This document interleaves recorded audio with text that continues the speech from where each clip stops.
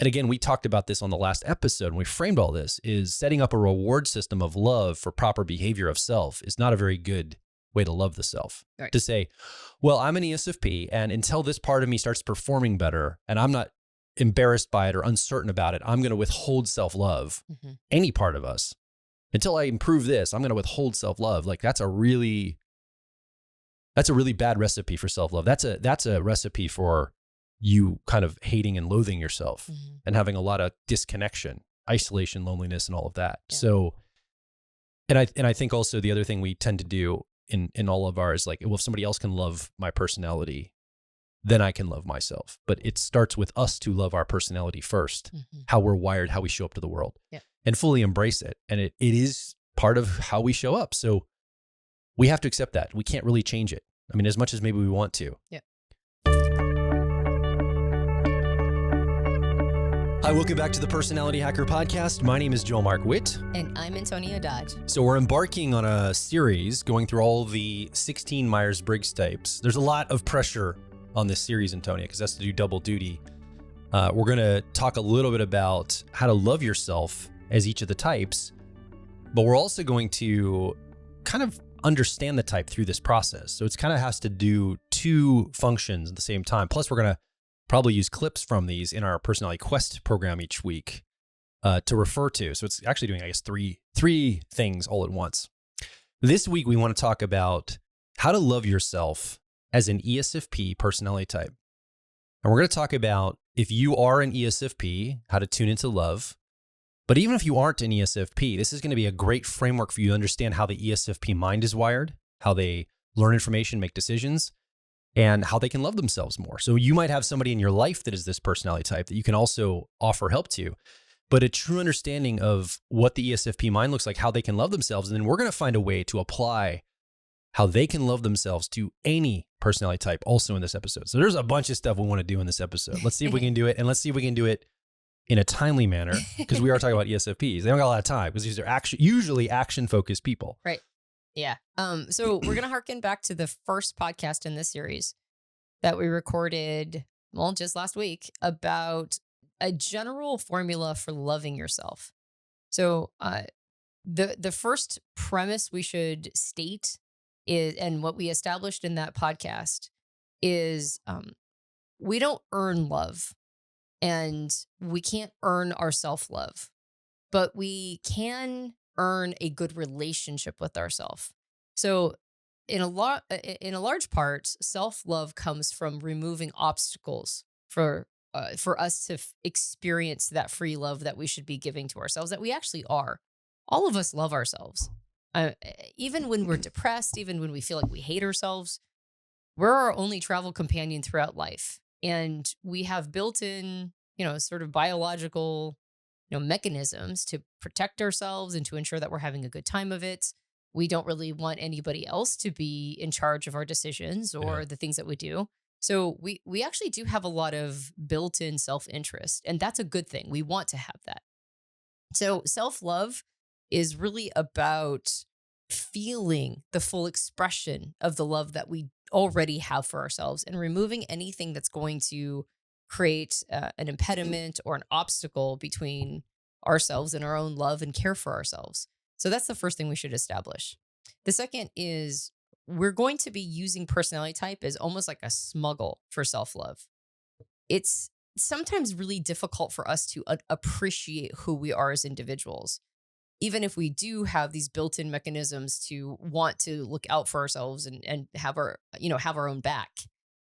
Sometimes we don't match our expectations. Sometimes we feel a sense of we're not good enough, or maybe we've been given that message from, people in our lives.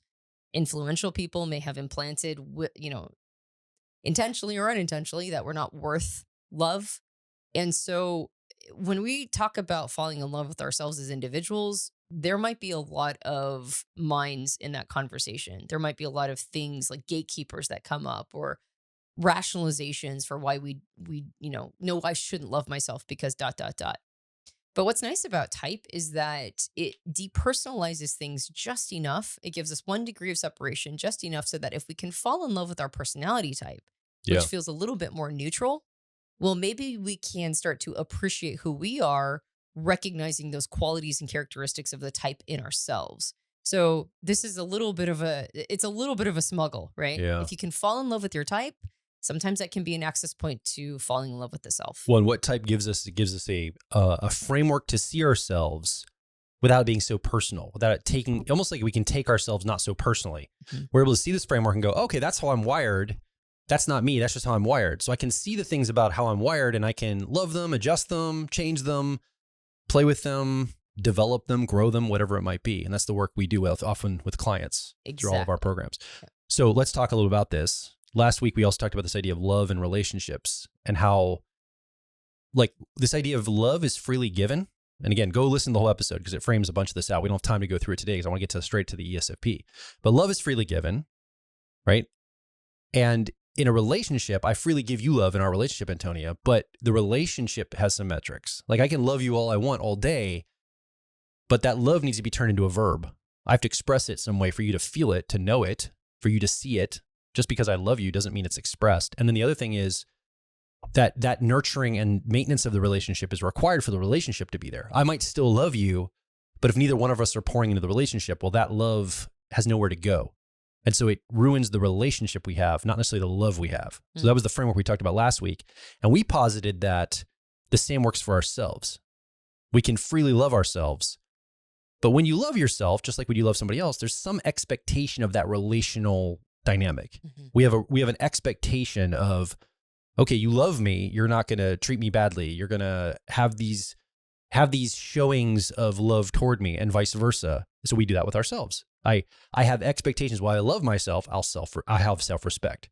If I love myself, I'll get myself up in the morning and put myself onto something that day productive because I've chosen that's how I show myself love, et cetera, et cetera. So the marker is you love yourself freely, you give love freely to yourself, but relationship has expectations and management. Right, exactly. And part of falling in love with yourself is creating a sustainable relationship with the self. Yeah. Right. Like pouring into yourself, just like you would be pouring into a relationship with somebody else that's important to you. Yeah. And so part of what we'll talk about is how to use an understanding of your personality type, specifically your cognitive functions, to do that, to pour into and have a good relationship to self, a sustainable relationship. And pouring into like understanding our type and understanding how our functions, specifically our cognitive functions, show up and operate the best, right? Setting them up for success also is an act. Like you said, it's a verb. It shows love, right? And it's easier for us to love people who are showing love to us. Yeah. So a part of this is if we can show love to ourselves, it's much easier to receive love from ourselves, right? We go, oh, this is an easier person to love because they're showing me love. Yeah. We're just taking that same dynamic that we apply to, relationships outside of ourselves to ourselves effectively. So the framework we want to look through this as, and I don't know where you are listening in your journey of understanding personality type. We're going to speak to the ESFP personality, but you don't have to be ESFP to understand this. So that 4-letter code, E stands for extrovert as opposed to introvert. S stands for sensor as opposed to intuitive. N stands for intuitive. F is feeler versus thinker. And then P is perceiver versus judger. So that's what we call the dichotomies, that 4-letter code.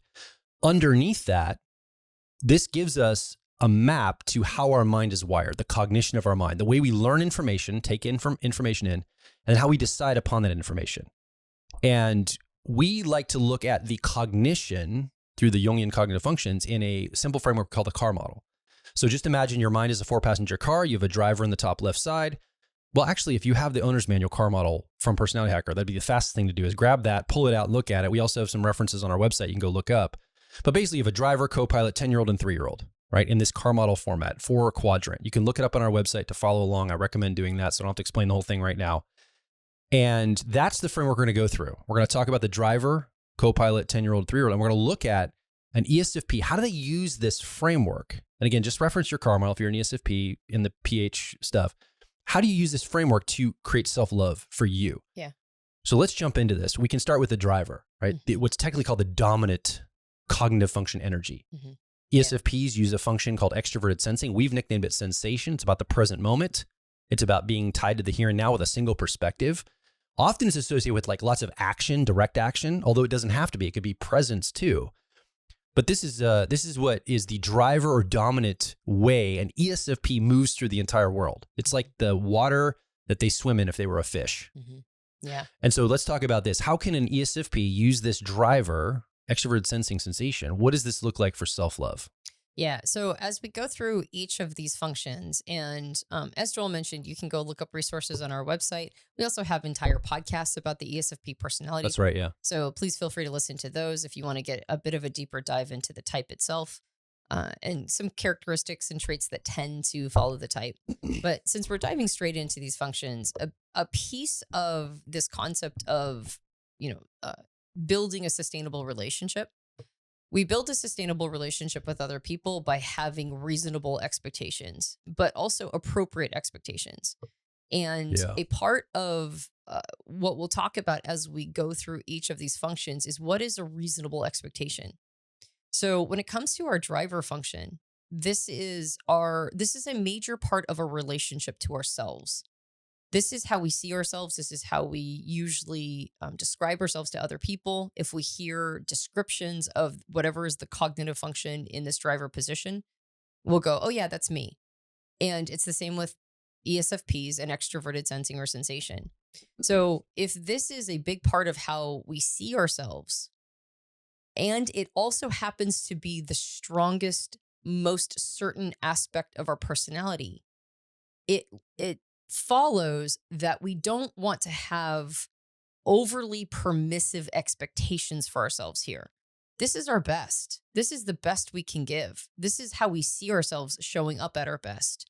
So if we end up with an indulgent relationship to this function, if we end up not pushing ourselves, or we don't, get all the juice from the squeeze, right? Our inner wisdom tells us that this is a major part of what we bring to the world. This is our best. And if we don't honor that this is a major part of how we show up and give to both ourselves and others, primarily ourselves, we give to ourselves by observing this part of who we are, show up and solve problems. Get into reaction, get into action and respond.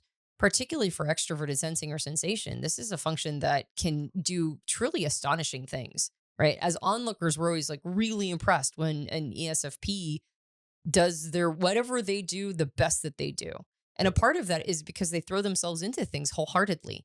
Yeah. When they have an interest, I have seen so many ESFPs go, I think I want to learn the guitar, and pick it up and start playing with it. And then in 6 months, they're now like teaching it to other people.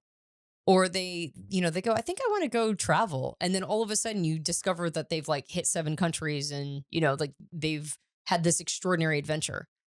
If an ESFP doesn't optimize this part of who they are, if they don't have higher expectations for this part of who they are, their confidence is going to suffer. Yeah. It's almost like being in a relationship with somebody else where you can see them at their best in your mind's eye. You can totally see how they could be doing like these amazing things, but they kind of shrug and don't do anything, right?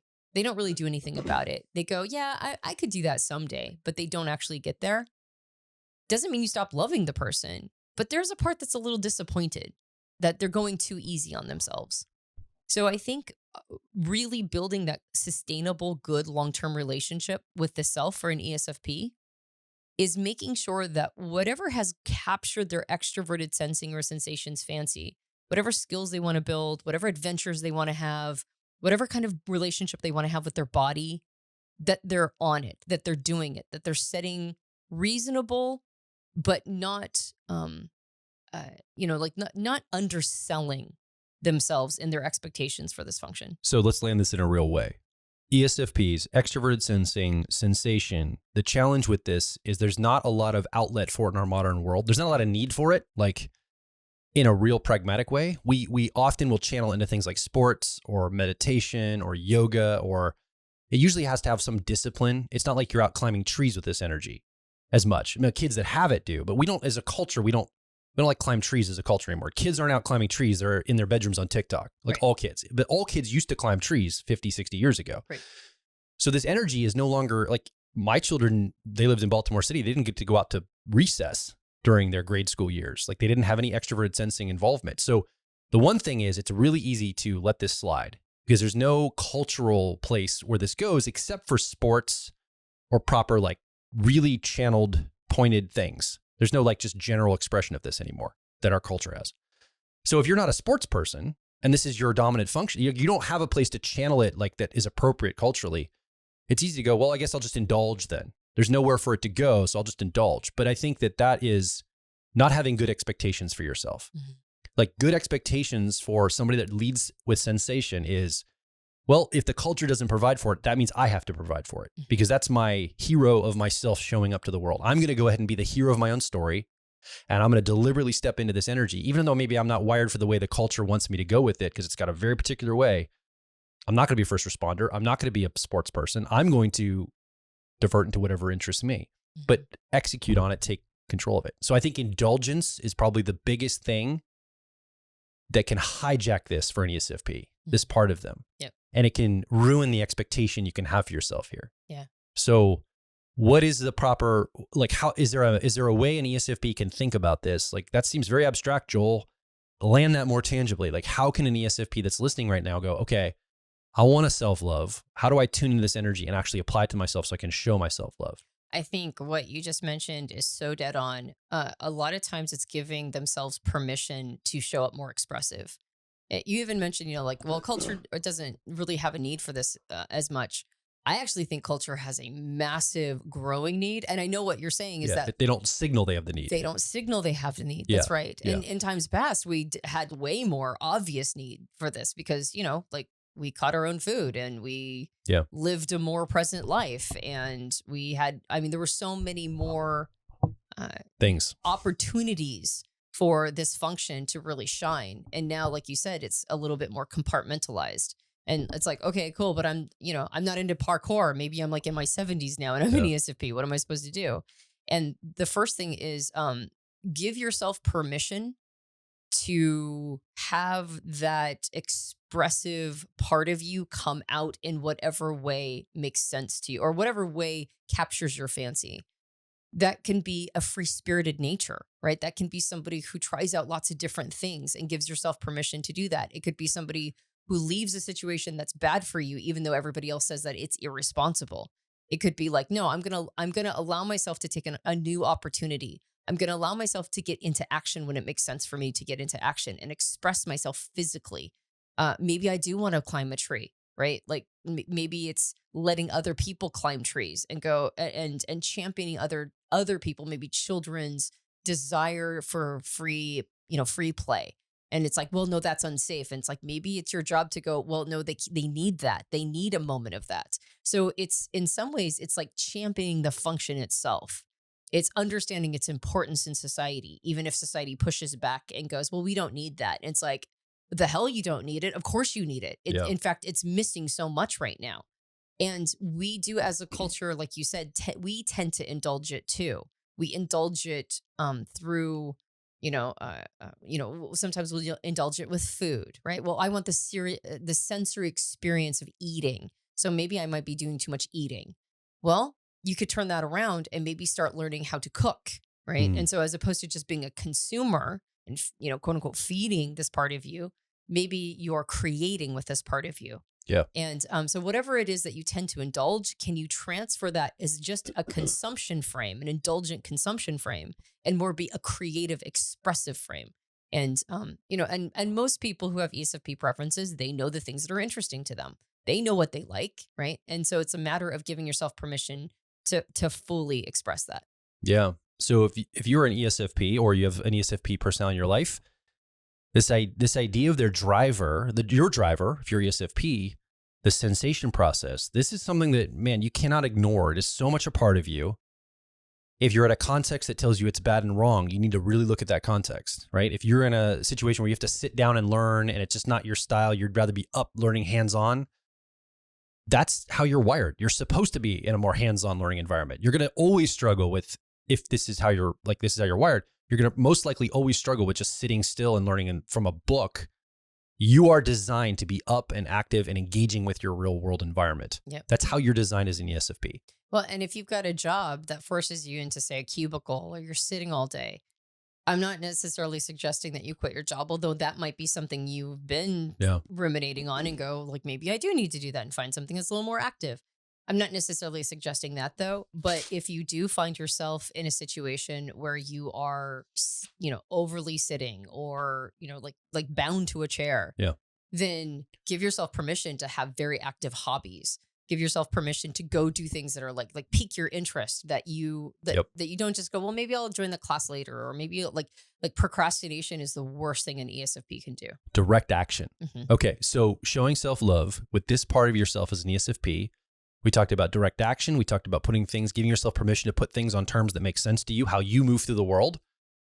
Maybe not just letting indulgence happen, but keep your eye or finger on the pulse of, okay, am I actively doing something or am I passively allowing my indulgences to come up? Right. Am I creating things or am I just consuming them? And so those are some proper, what we would encourage after doing years of coaching. We're not telling you what to do, but we are saying those are probably those are good expectations to have for yourself as an ESFP for your driver or dominant process. Now, you were talking about creativity. There's a part of the ESFP. Let's go over to the co-pilot now. Now, extroverted sensing or sensation is how an ESFP learns or takes information. The co-pilot of introverted feeling, we've nicknamed it authenticity. This is how an ESFP makes their best decisions. This is about inner alignment, core values, motivations, desire, expression, performance. Almost like your body and your emotion and every essence of you is a physical communication to the world about who you are and how you show up. Mm-hmm. And it's a very expressive part. Often ESFPs find themselves expressing, whether it's through physical motion, like, sport or athleticism, or it's through arts or performance or writing or theater. There's something that really draws ESFPs, almost all of them, toward this expressive part. Yeah. And it comes from this co-pilot. Mm-hmm. So as we talk about how to love yourself in this aspect of a personality, how do we think about the authenticity process? Mm-hmm. Yeah.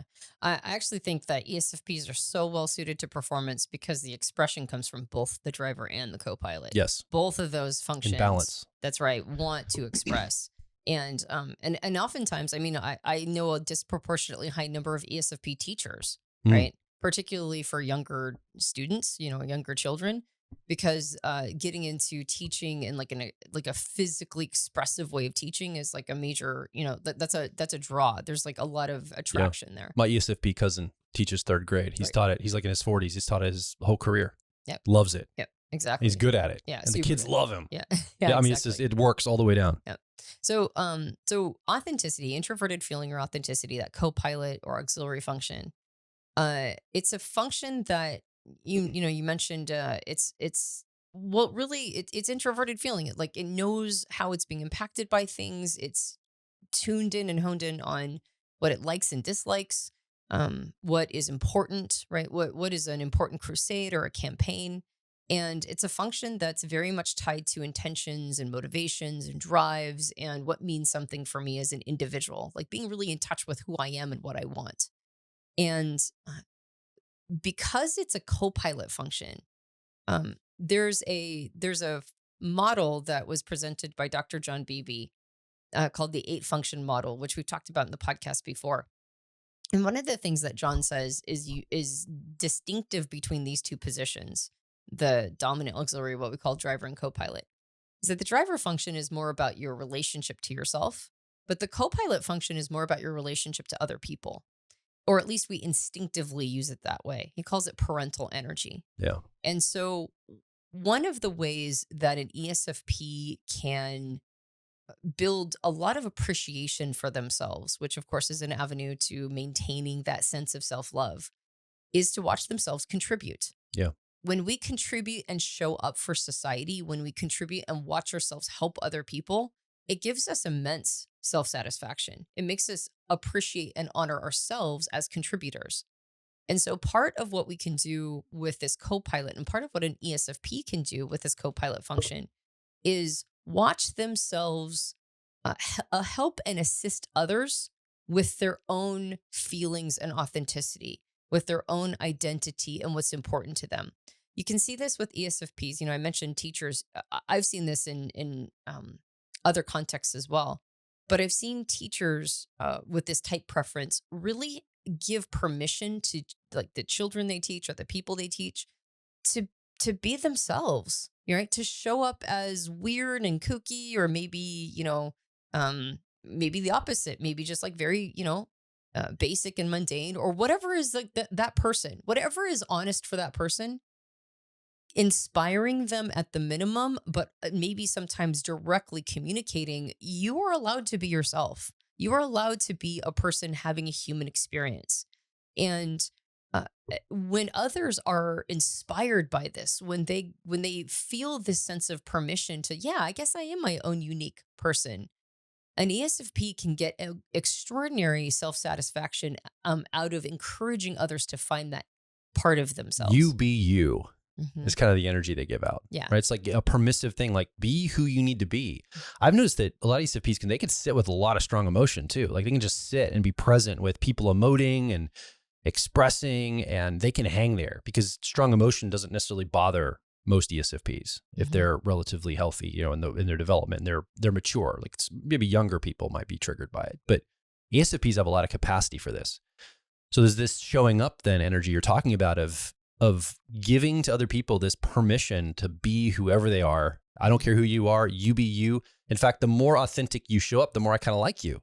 The ESFP might say it to somebody else. So if you're an ESFP listening, you probably have that experience. You're like, I just don't want people to be two-faced. Like, just be honest, just show up as your real self, and I'm cool. The thing I can't stand is two-faced. I don't want somebody to be two-faced. So I would say that to the ESFP listening right now is, are you being two-faced? If that's how you find a way to love other people and say, I like that about people when they're not being duplicitous, have you turned that around to yourself to say, wait a minute, am I doing the very thing I would be very offended by somebody else doing? And that can really undermine self-love if you are. You got it. That's exactly it.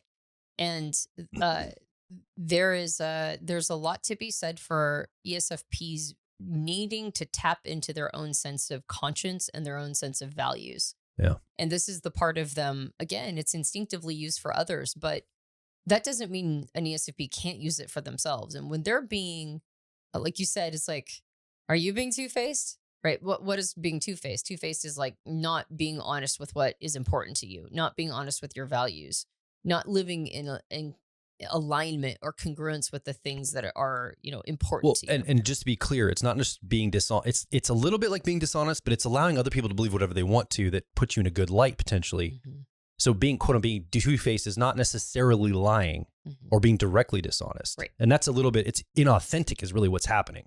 Yep. And that's what ESFPs would not like about somebody else. Yep, exactly. So using this function to maintain and establish a good relationship with the self is in two parts. Like you mentioned, the first one is making sure that you're not being two-faced with yourself, right? Like you're not lying to yourself in the sense of like, oh, it's okay that I'm doing this, or rationalizing things that are not good for the self or not honest, or just letting everybody else think what they want to think, but you actually are doing, you've got another agenda going on.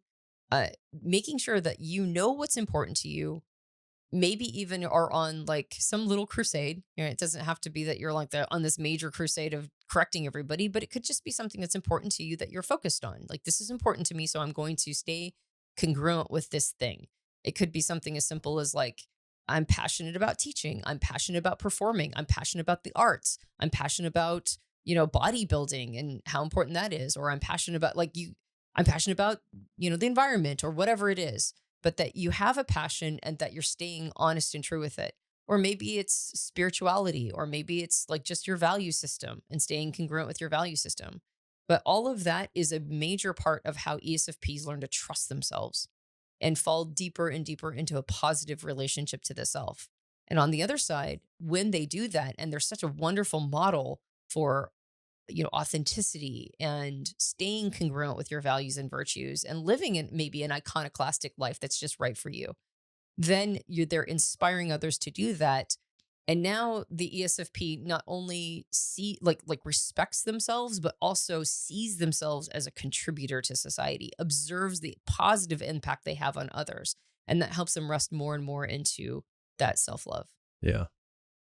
So are we ready to move over to the Yep. 10-year-old and tertiary? Okay, so it's technically called the tertiary, but let's move into, so if you have your personality or car model in front of you for the ESFP, so we have driver, dominant, co-pilot, auxiliary. You move down into the 10-year-old or tertiary process. So this is the mental process.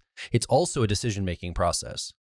Now, we call it a 10-year-old because it's about the certainty level of a 10-year-old as it moves through the world. There can be skill built here, competence can be built here. Your job might put you here as an ESFP. However, there's a little bit of an uncertainty whether you're doing well or not with this part of yourself. So this is called extroverted thinking, is technical name, and we nicknamed it effectiveness. It's about accomplishing things in the world, about leadership, about making things happen. It asks the question, what works? It's about deliverables, timelines, schedules, doing things and accomplishing things on a timeline in the outer world. That's really what this is about. Or thinking about things in a tangible, expressed way in the outer world. So it's not like internal logic or theoretical math or anything. It would be like practical math, for example, or anything like this. So it's a practical, outward-focused function, and it's thinking. It's extroverted. We call it effectiveness, about being effective.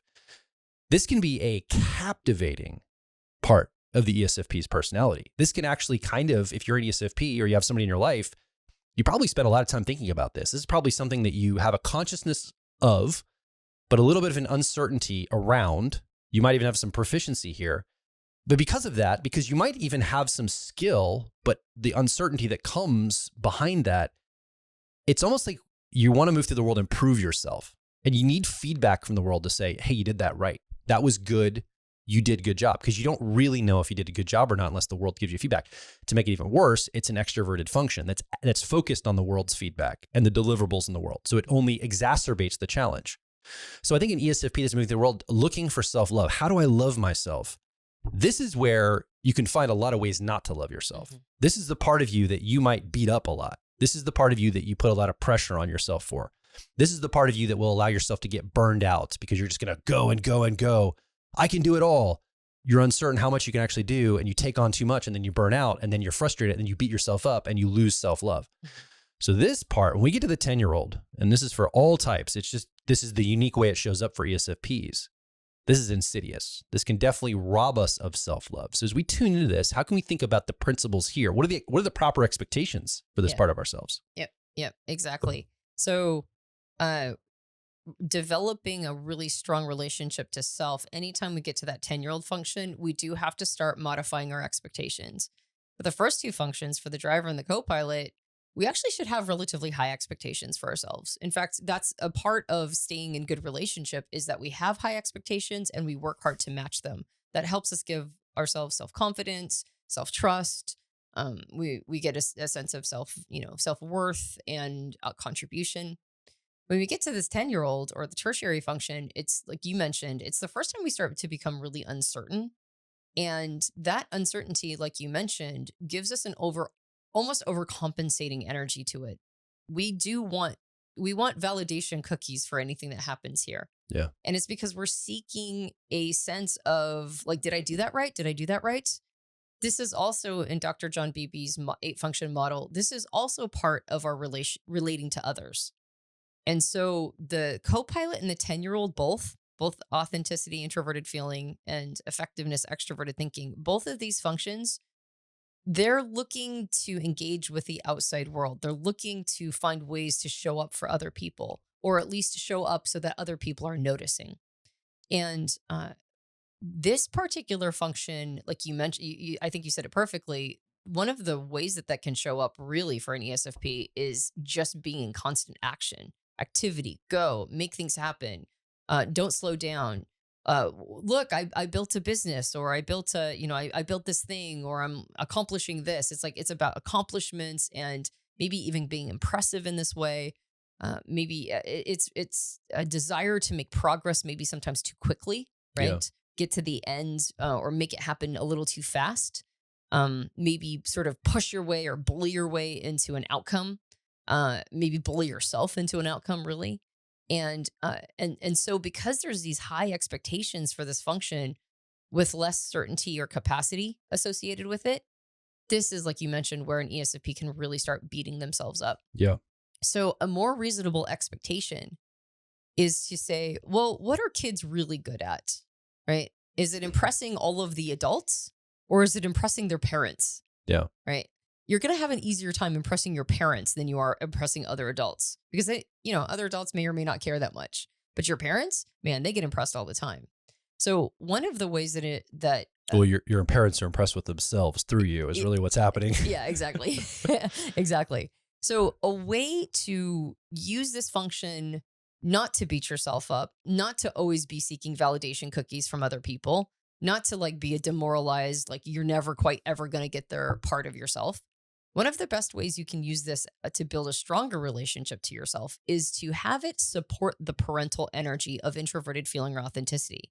And that is not be building things so that they impress everybody else and everybody else thinks you're cool, but build things that impress yourself and that are part of your own intention. Introverted feeling or authenticity, that co-pilot sets intentions and it's motivated towards things. It knows when it really checks in with itself, it knows what it wants, right?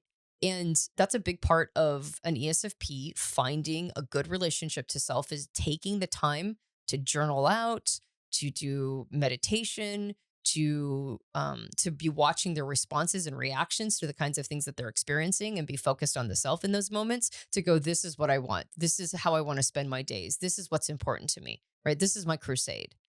Once that's locked in, once that's known, now that 10-year-old of extroverted thinking or effectiveness can get to making a plan and working a plan. And so now it's doing so in behalf of that introverted feeling awareness of self.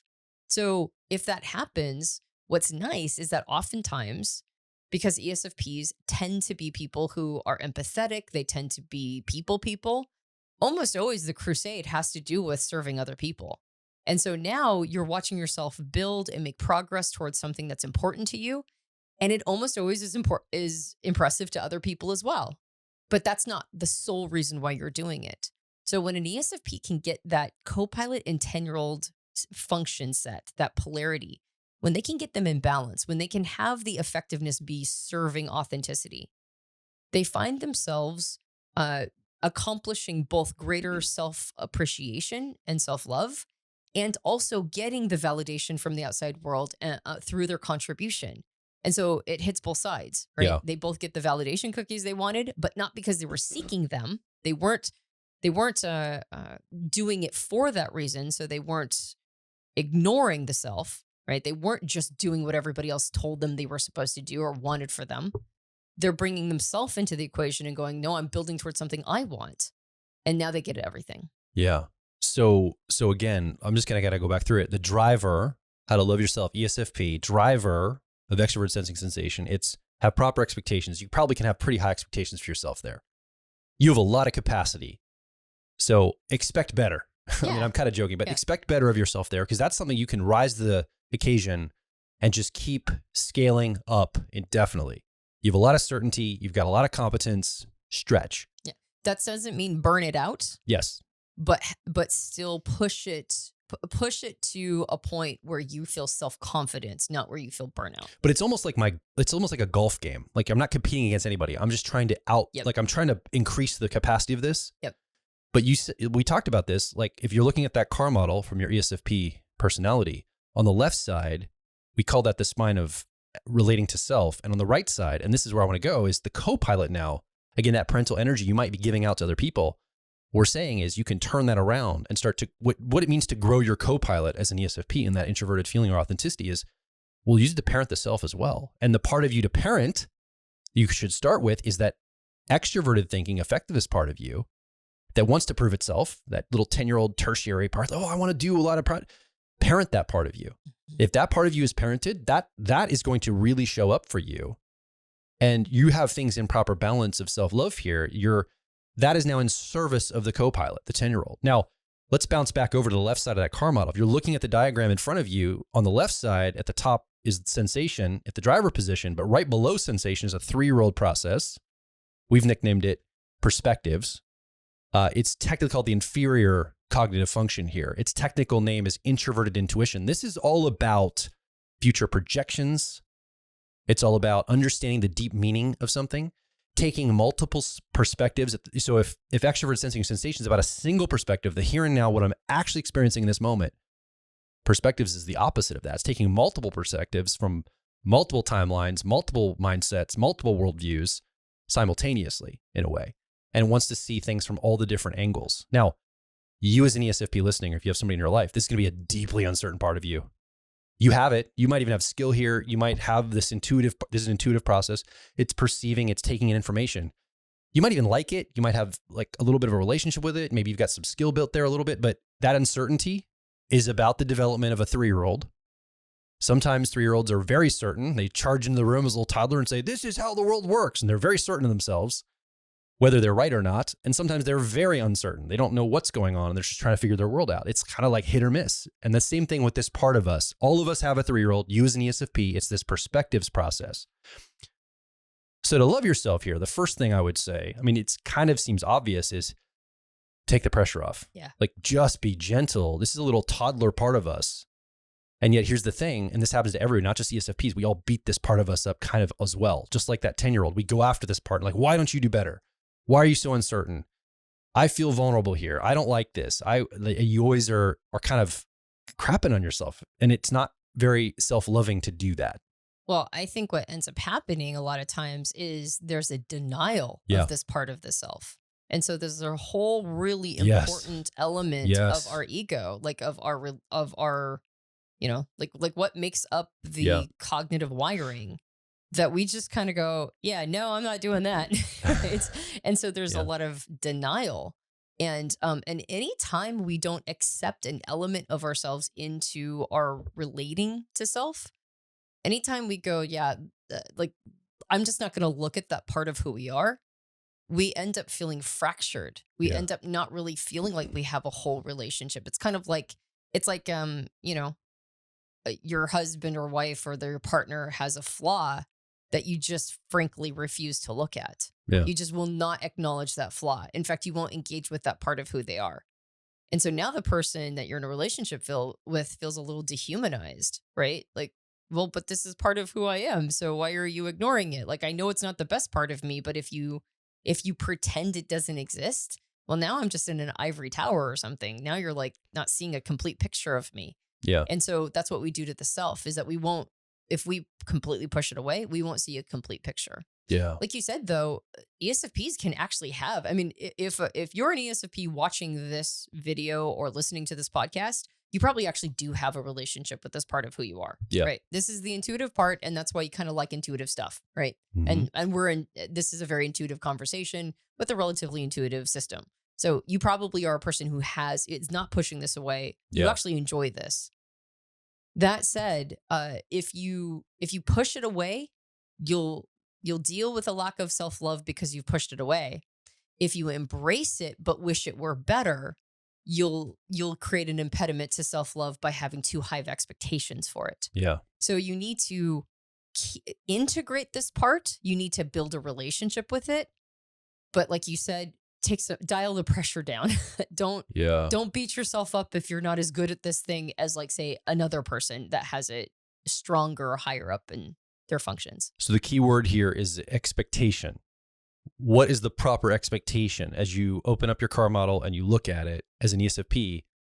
What's the expectation for your driver, expectation for co-pilot, expectation for 10-year-old? We'll get to this point. The expectation is don't have a lot of expectation. Like, it's not, don't have low expectations of yourself here. I don't think that's what we're saying. We just don't have such a high standard that this part of you has to hit in order to be loved and lovable. Mm-hmm. And again, we talked about this on the last episode, and we framed all this, is setting up a reward system of love for proper behavior of self is not a very good way to love the self. Right. To say, well, I'm an ESFP, and until this part of me starts performing better, and I'm not embarrassed by it or uncertain about it, I'm going to withhold self-love. Mm-hmm. Any part of us. Until I improve this, I'm going to withhold self-love. Like, that's a really bad recipe for self-love. That's a recipe for you kind of hating and loathing yourself and having a lot of disconnection, isolation, loneliness, and all of that. Yeah. So, and I think also the other thing we tend to do in all of ours, like, well, if somebody else can love my personality, then I can love myself. But it starts with us to love our personality first, Mm-hmm. how we're wired, how we show up to the world, Yeah. and fully embrace it. And it is part of how we show up. So we have to accept that. We can't really change it. I mean, as much as maybe we want to. Yeah. Now, if there's somebody listening right now that wants to get some learning from the ESFP self-love framework we went through, like there's other types tuned in. By the way, before we go there, anything else you want to make comments to an ESFP or somebody that has them in their life about self-love? Yeah, I do want to make one more comment about the 3-year-old or inferior function of introverted intuition before we Let's go. conclude. So what's nice about dialing in the balance between the co-pilot and 10-year-old, right? The auxiliary tertiary, or the, in this case, introverted feeling, authenticity, and extroverted thinking effectiveness. When that relationship starts getting dialed in, sometimes we talk about cognitive functions as being like two sides of the same coin. And when one is faced up, the other one is by definition face down. And when you flip it, it's like you had heads first, but now you have tails. When you learn to build a relationship between these two functions in a polarity, you can get to a place where it's almost like you're spinning a coin and they're working in tandem together. They're in a relationship with each other. Yeah. Carl Jung called that a transcendent function. So you're taking two things and turning them into almost like one tool. And that can be very inspiring. That relationship between the co-pilot and 10-year-old can be very inspiring to the driver and the 3-year-old.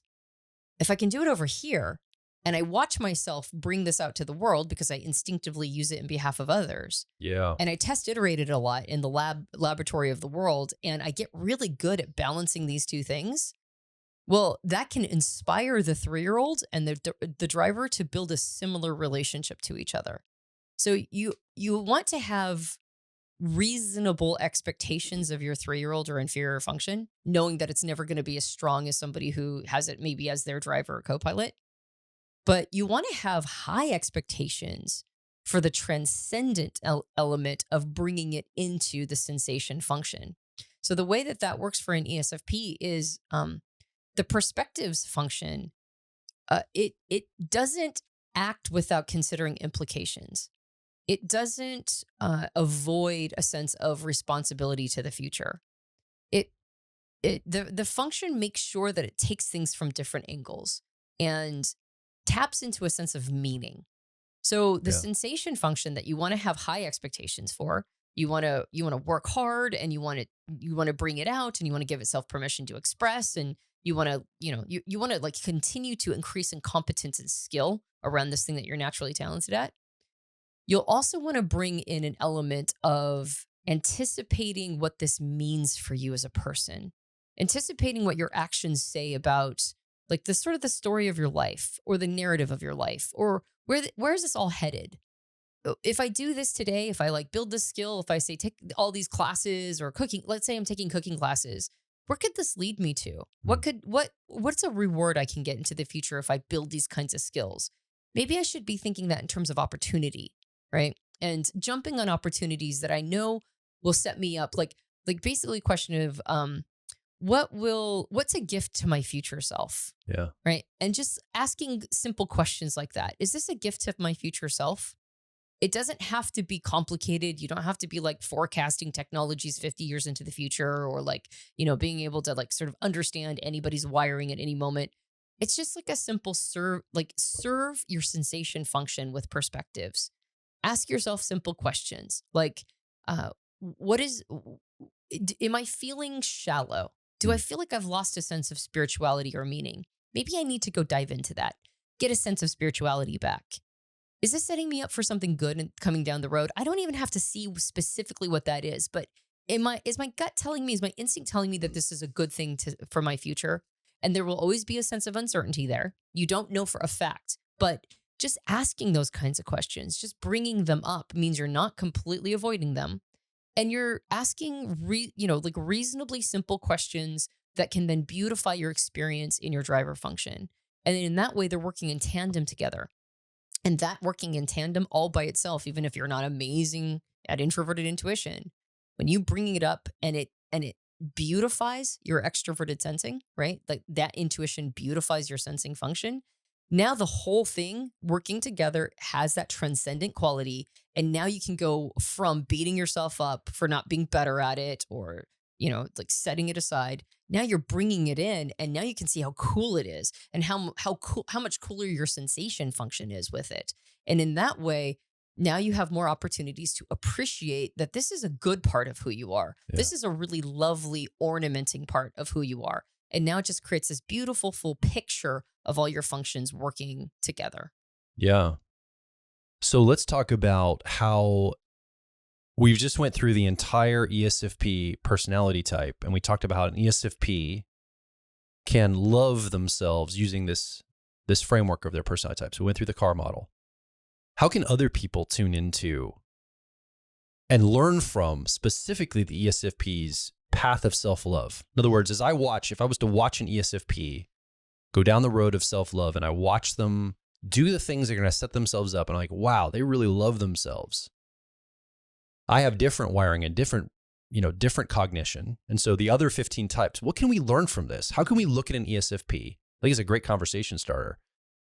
What do I learn from watching an ESFP show self-love? Mm-hmm. Yeah. Well, when an ESFP is developed, gives themselves permission to be themselves, when they model self-acceptance and self-love, there are so many amazing traits and qualities and characteristics that come along with this type in that situation.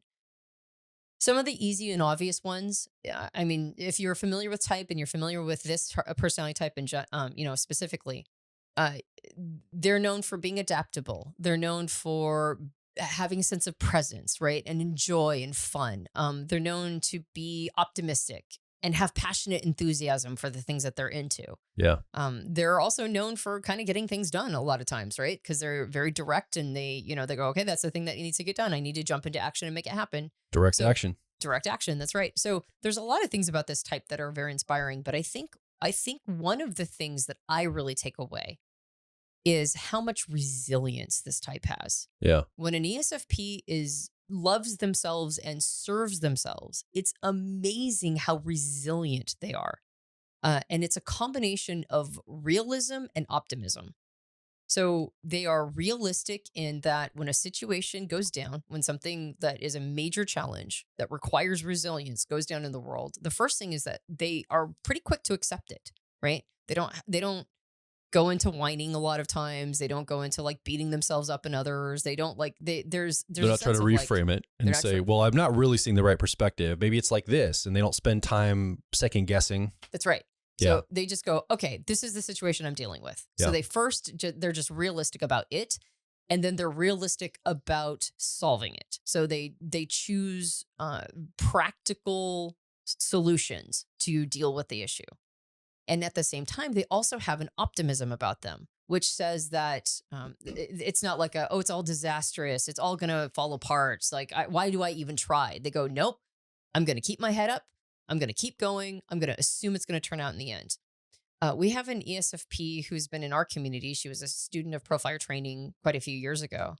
And I've been following her Instagram, where her baby, when she was born, just a few months into her life, discovered that she had massive, one of her organs was basically failing.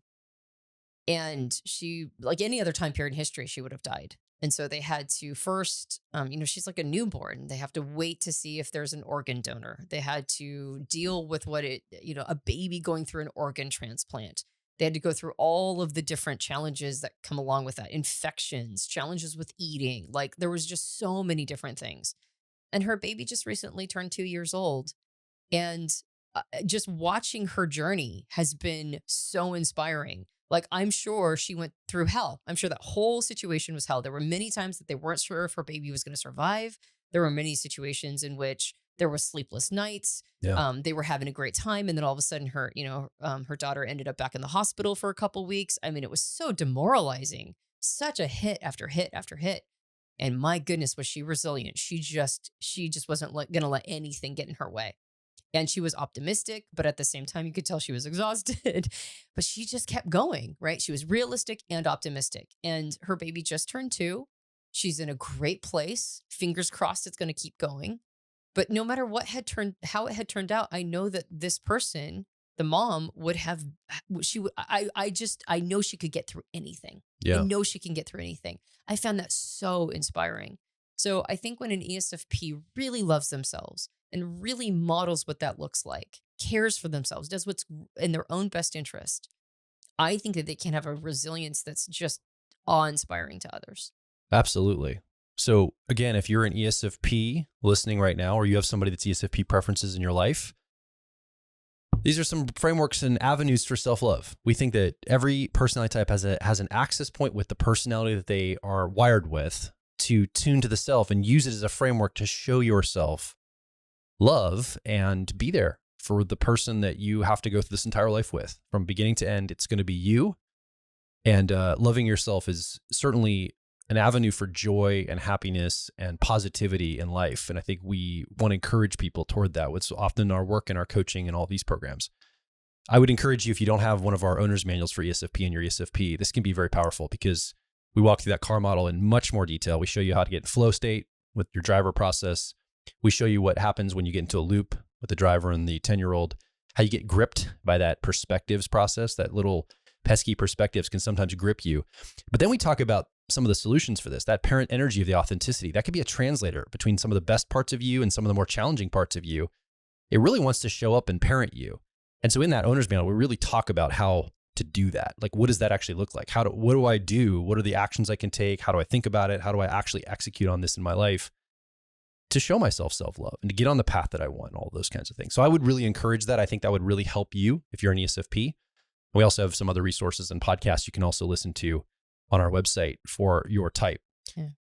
I just want to do a quick reminder. I know that we're wrapping up. Yeah. I just want to do a quick reminder that, and we said this in the first episode, and I'm probably going to say it. One of us will probably say it in every episode going forward in this series. Forever. Oh, just the series. Yeah. Okay. Love is not earned. Yeah. Right. Love is given and received freely. So in the conversation around self-love, doing these things will not earn you love. But sometimes we have obstacles and impediment between ourselves and our ability to feel the love that we're trying to always be sending to who we are. Right. Yeah. So this is a path to self-love. It's a path to self-appreciation, because you'll be removing some of those impediments. You'll be removing too high of expectation in areas that you might need to have more reasonable expectations. It'll remove the impediment of feeling like you could be doing more, right? Because you'll know the areas where you can be doing more and it's rewarding to do more. It'll remove the challenge of feeling like, oh, nobody cares. Well, when you start watching yourself contribute and start watching people care, that boosts up it removes that obstacle so that you can get that free flow of love.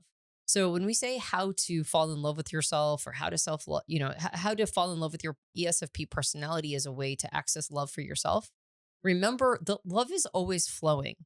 These are just strategies to remove the impediments you have to feeling it. Yeah. So what's coming up for you? We want to hear from you. Come over to personalityhacker.com. Directly below this episode, you can leave a comment, ask a question, more importantly, share your story. Maybe you have a story of discovering self-love through this framework or just in a general way. We'd love to hear what's going on for you. Again, come over to personalityhacker.com and make your voice heard. Yeah. And if you enjoyed this podcast, you can subscribe to us on various Android various platforms, iTunes, Android, that kind of thing. Spotify. Even Spotify. That's right. You might be watching us on YouTube, right? That totally threw me off. I'm like, yeah, Spotify. Now I don't remember what I'm talking about. Anyway, so there's lots of platforms you can subscribe to us on, and we highly recommend you do that, especially right now since we're going to go through the series. And you can also subscribe, and hit the bell to let you know when a new episode is coming out if you're watching the video podcast version on YouTube. The Personality Life Path program is a program that we put on a regular basis throughout the year. And if you want more information about Personality Life Path, I find that that's our, at this point, I mean, Profire Training has always been a flagship program, but I think Personality Life Path is becoming a concurrent flagship program on the personal growth side. And I highly recommend you go check that out. The Personality Life Path program is one-stop shop for self-acceptance and love, honestly, because you can watch yourself perform through all of the areas of life take a really solid audit, and discover ways that you can get to where you're at now and the life you want to build for yourself. So I highly recommend checking that out. Usually you can get more information on the website, and you can also, sometimes we have people who can talk to you and let you know whether or not the program is right for you. So come to our website, look up Personality Life Path Program, and I highly recommend the next time it comes around to sign up. Yeah. It sounds like you're hesitant about the program, but you're actually hesitant to give the specific action step around Right, exactly. PLP because you're like, if I give this link or this, things might change like a year from now, someone's listening back to this. Exactly. But basically, I'll just confirm that Personality Life Path Mentorship is a course that really attunes to your life. It helps you understand who you are, how you're wired, but more importantly, where you need to go, and then closing the gap between those two places. You got it. Like figuring out a strategy to close the gap to get what you want, your optimism, your goals, whatever it is. So I would definitely check that out as well. You read that dead on. I'm like hesitating because I'm like, where do I send them? I don't know which the link is right now, and it might not be the same link in the future. Yeah. Thank you for calling that. Exactly. Yeah. So go check that out. Personalityhacker.com. You can find information about PLP or any of the other programs we offer. But again, we want to hear from you. Come over, make your voice heard as an ESFP or someone that has them in your life. My name is Joel Mark Witt. And I'm Antonia Dodge. We'll talk with you on the next Personality Hacker podcast.